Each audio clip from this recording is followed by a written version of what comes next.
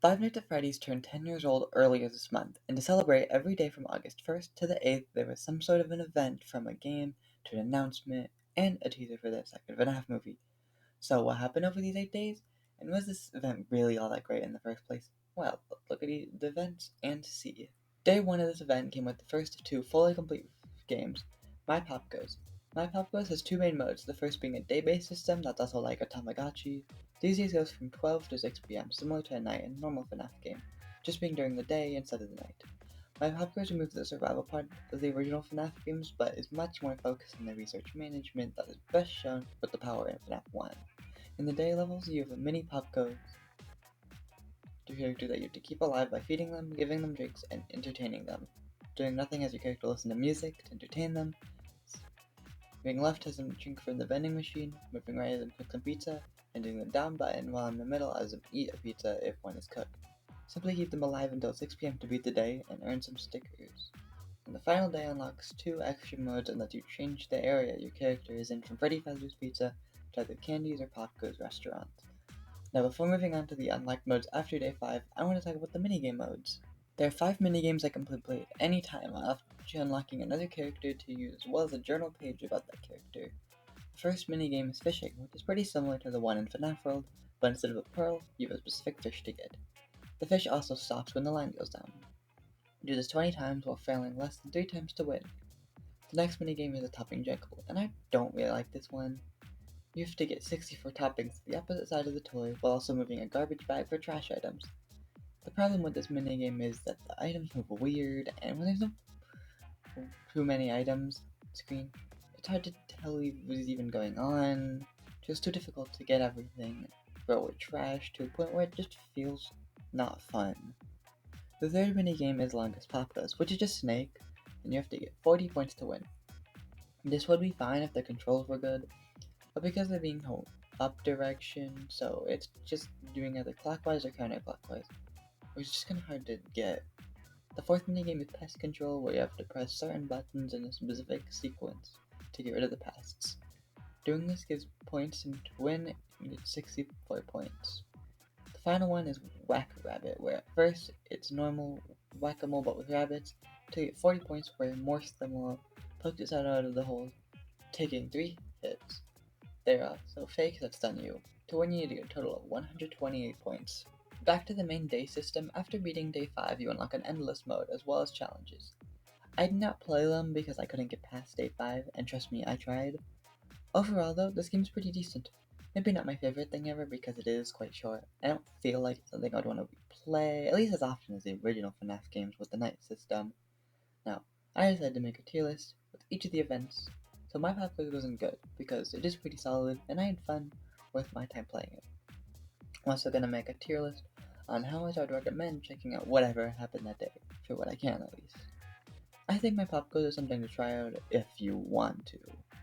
Mostly because it's $5, which isn't a bad thing, but the game doesn't feel enough to put it above this tier because of it costing money. On day 2, the release was a demo of an upcoming game, and not just any game, but a remake of the Joy of Creation story mode. Being a demo, there's only one night, which is The Office, which makes sense even if it was the third memory or night in the original. There are plenty of differences. To start off the night, there are two mechanics at play, being Freddy, as well as a brand new mechanic being Power. And the original Power was only if you didn't flash Freddy enough times before the time runs out. But in the remake, there is no time limit, but around the room there are fuses. There are 5 things that use fuses, the first being the main power, which causes Freddy to attack if it runs out. You also have 3 cameras for the rooms, which each have their own power. It's important to keep these on because of the threats. You also have a flashlight, which is the final thing. You know when it's out because your character will say something and oh no, a curse word in my FNAF game? Can't believe this. Apparently the character was actually supposed to say fuck, but it was forced to be changed because it's technically still official. At the start of the night, Freddy is so active, waiting around. Rooms are outside.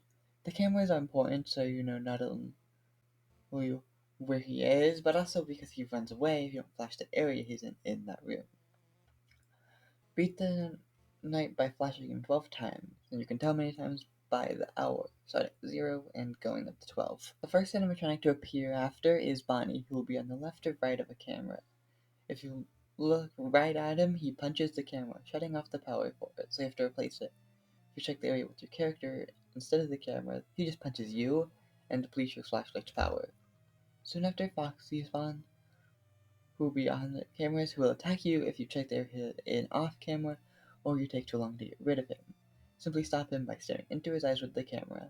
The amount of time required rising as the night progresses. He also can now be on dead cameras, so it's important to keep them alive. The final enemy is Chica, who takes much longer to appear for the first time. She works basically the same as she does in the original game. You just the drawers and cabinets, which also have where fuses are for her cupcakes. Flash them with your flashlight to get rid of them, and she goes away after all are found. Main difference with her is that instead of coming while she's falling from the ceiling, and she makes a lot of noises to distract you. I have to say that this game is very clearly high quality, even if I had a hard time playing it. Definitely go straight to the top of my personal tier list and the recommendations. I mean, it's a free demo, no reason not to try it out. And it is much more entertaining to watch someone play it than my pop goes. As I said, I have a hard time playing this game, mostly because I am awful when it comes to playing horror games, basically any free roams. Only games like this I can easily play are Guardian of Banban and Rainbow Friends, which are, like, not scary at all.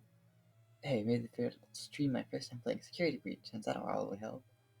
So remember to like and subscribe as well as leave a comment because it's good for the algorithm or something.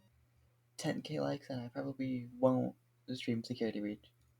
In all seriousness, if there is an interest, I will consider. Day 3, a free interactive novel was released called VIP. In the book, the main character that you basically play as is a kid named Devin, who got a VIP pass to the Pizzaplex for 2 people and is forced to bring his little brother Ike along. Shortly after, the two go to a machine that takes the VIP pass, and they meet the very informative pig, or VIP for short, who makes the kids promise to stay with him for the day and gives them a game pad, which is how he stays with them. Then Devin leaves Ike alone for a bit, so VIP kidnaps Ike and makes Devin play his game. Basically, he has to get 1,000 points without running out of tokens that are found by doing certain things. I did lose when I tried, but since it's a book, I just read the options I didn't do. Either Ike is saved, or you get a game over and Ike is still safe, but has the gamepad and is extremely attached to it. I did like reading this for the first time, even if I didn't win, but it really isn't something I'm gonna do again, at least for a long time. On my personal tier list, it goes in right under my pop goes, mostly because I did enjoy my time with VIP a bit more, but I'd definitely go back to my pop goes before VIP.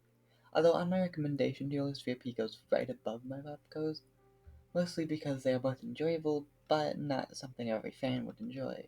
But it's free, so it gets the edge just barely. On day 4, Ducker released a second Scott Cawthon interview, an almost hour-long video of getting some answers from Scott himself. There are a lot of interesting things said, so I'll just mention some highlights. First of all, it's really interesting how he wished he could redo FNaF World. I get that it's not a perfect game or anything, but it has plenty of cool ideas. And nowadays, at least FNaF World is much more popular, so there's definitely an interest for a sequel, and I would love that personally. It's also really interesting seeing how the miscommunication with Steel for Security Breach caused some things to be changed, like, for example, how Burntrap was supposed to be more like a ghost that pops up never moving. Fazbear Fright also has always been so interesting, so hearing about how some of these stories are based on true events or other things were very cool. Also hearing him talk about how he regrets writing Fazgoo, and especially In the Flesh, aka the Preg story, which are both pretty infamous. Just kinda funny.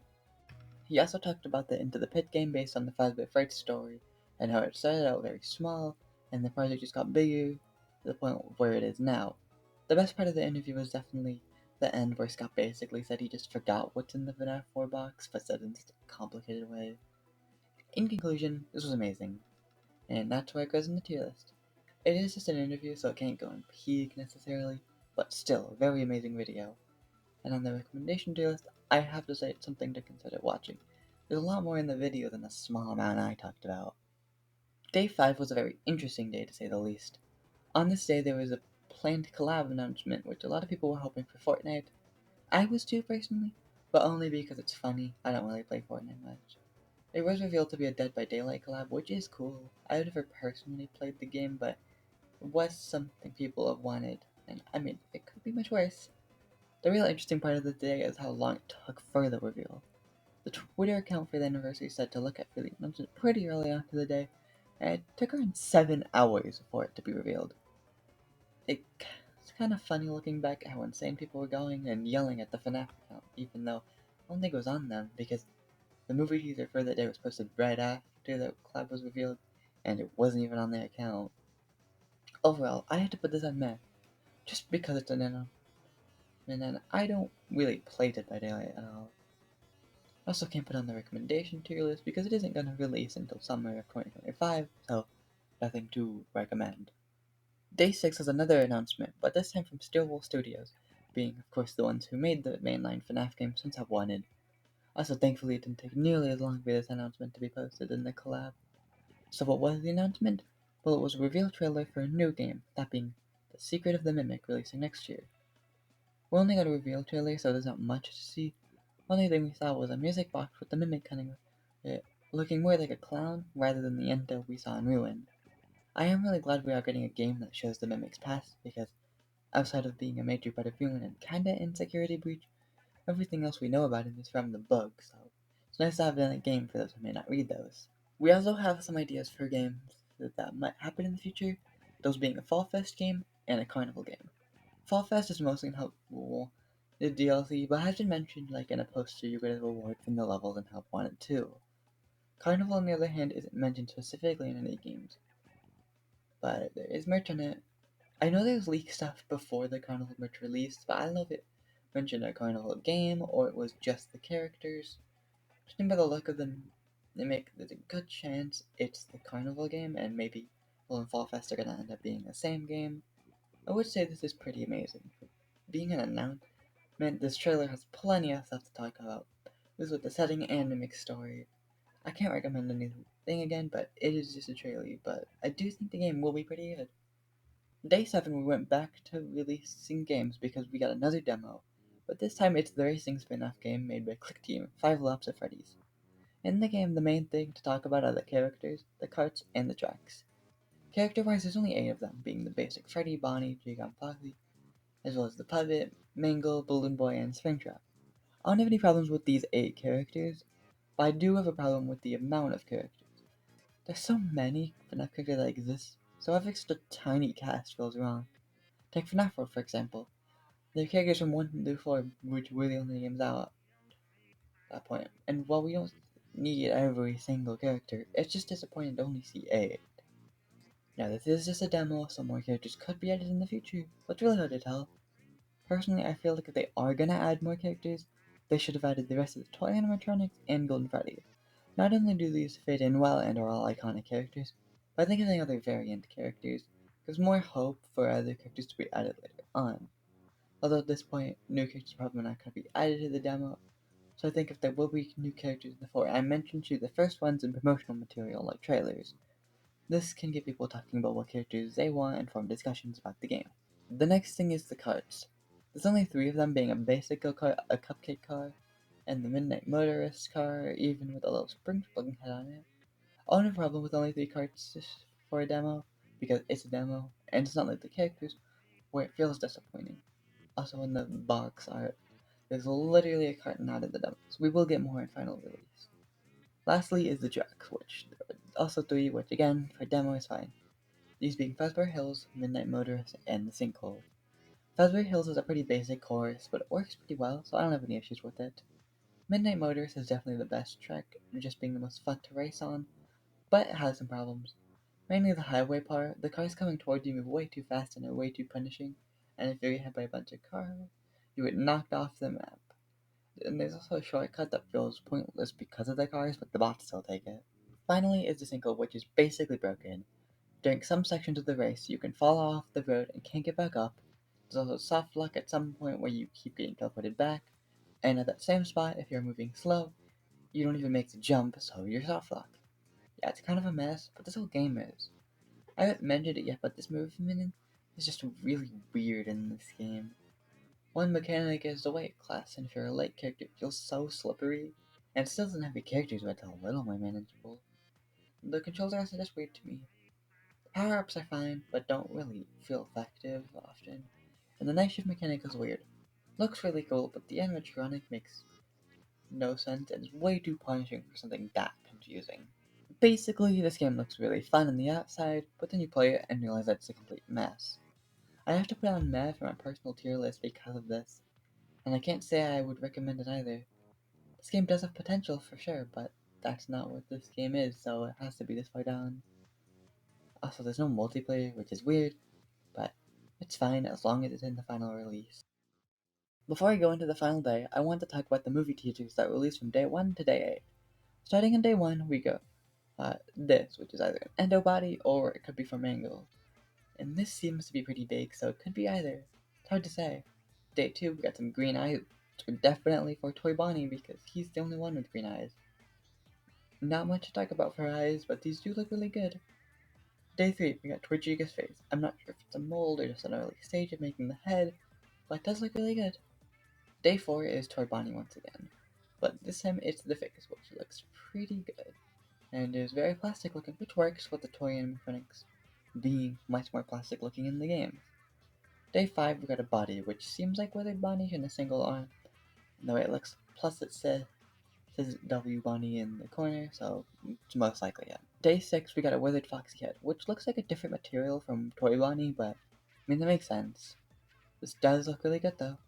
Day 7, we got a Withered Bonnie head, kind of. Isn't a full head like the others, but Withered Bonnie doesn't move her face, so it works and it looks good. Finally, on day 8, we got some heads that are hard to make out, but probably Withered Freddy and Chica, because they look more like Withered Foxy. Mangle's head, which again looks good.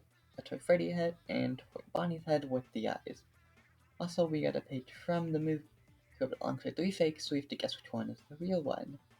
These are all amazing. Only so much to talk about though, but everything we got was amazing, so that's what goes on my tier list. And of course, I can't recommend anything. Finally, day 8 releases. Wait. So, Into the Pit got released early in Japan, so it ended up releasing on the 7th instead of the 8th. Well, really is FNaF, isn't it? If you don't know, this game is based on the first ever story in the Fazbear Frights book series. The game starts with the main character Oswald being driven to Jeff's Pizza by his dad, which is where he gets dropped off every day for the summer while his parents were at work. While at Jeff's Pizza, he hears a family talking about an old ball pit, so he decides to hide in it, because his dad is late picking him up. After jumping in, he ends up in the past, being Freddy Fazbear's Pizza. He meets 2 kids and plays some games with them, but in hide and seek, Oswald hides in an old suit, and the lights go out, and Spring Bonnie animatronic appears.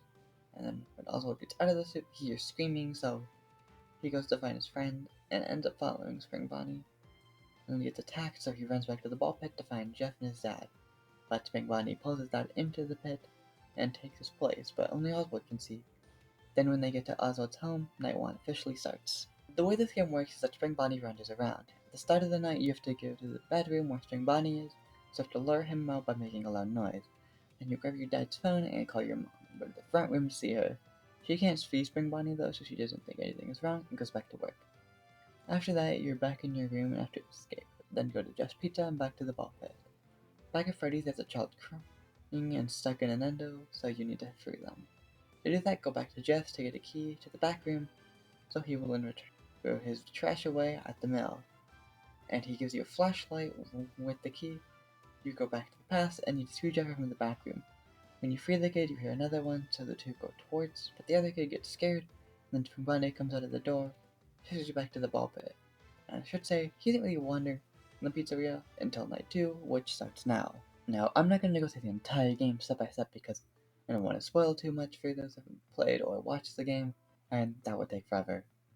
Into the Pit is incredibly well made with the fun gameplay where Spring Bonnie is the enemy, and as the other animatronics add on to it. It doesn't feel like it gets too repetitive with how they mix the house and areas unlocking overnight in the pizzeria. The animations in it all look really good, while Spring Bonnie does feel like it will occasionally look different.